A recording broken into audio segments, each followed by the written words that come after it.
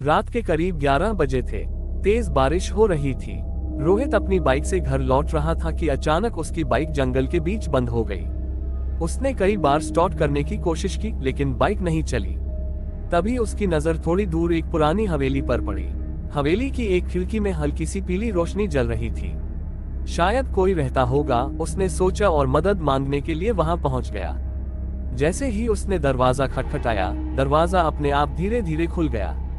अंदर एक बूढ़ी औरत खड़ी थी। उसका चेहरा झुर्रियों से भरा था और उसकी आंखें बिल्कुल सफेद थी। वह धीमी आवाज में बोली, आ जाओ बेटा, बारिश रुकने तक यहीं ठहर जाओ। रोहित थोड़ा घबराया, लेकिन उसके पास और कोई रास्ता नहीं था। हवेली के अंदर अजीब सी ठंड थी। दीवारों पर पुराने चित्र लगे थे, जिनकी आंखें मानो उसका पीछा कर रही थी।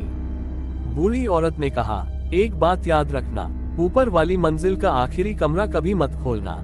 इतना कहकर वह अंधेरे में गायब हो गई। रोहित ने सोफे पर बैठने की कोशिश की, लेकिन ऊपर से किसी के चलने की आवाज आने लगी। ठक ठक ठक, शायद कोई और भी रहता है, उसने सोचा। लेकिन आवाज धीरे धीरे तेज होने लगी। अब ऐसा लग रहा था जैसे कोई दौड़ रहा हो। जिज्ञासा उस पर भारी पड़ गई। वह सीढ़ियां चढ़कर ऊपर पहुंचा। लंबे गलियारे के आखिर में वही कमरा था जिसके बारे में मना किया गया था। दरवाजा थोड़ा खुला हुआ था। अंदर से किसी लड़की के रोने की आवाज आ रही थी। कृपया मुझे बाहर निकालो। रोहित का दिल जोर जोर से धड़कने लगा। उसने धीरे से दरवाजा खोला। कमरा पूरी तरह खाली था। बीच में सिर्फ एक पुराना आईना रखा था। जैसे ही उसने आईने में देखा, उसे अपना चेहरा नहीं दिखा। उसकी जगह एक खून से लथपथ लड़की खड़ी थी। लड़की मुस्कुराई और अचानक आईने के अंदर से अपना हाथ बाहर निकाल दिया। रोहित डरकर पीछे हट गया। तभी कमरे का दरवाजा अपने आप बंद हो गया। चारों तरफ से वही लड़की हंसने लगी। अब तुम यहाँ से कभी नहीं जा पाओगे। रोहित पूरी ताकत से दरवाजा पीटने लगा, लेकिन कोई आवाज बाहर नहीं जा रही थी। अचानक उसके पीछे से किसी ने उसके कंधे पर हाथ रखा। वह पलटा। वही बूढ़ी औरत खड़ी थी, लेकिन अब उसका चेहरा बदल चुका था।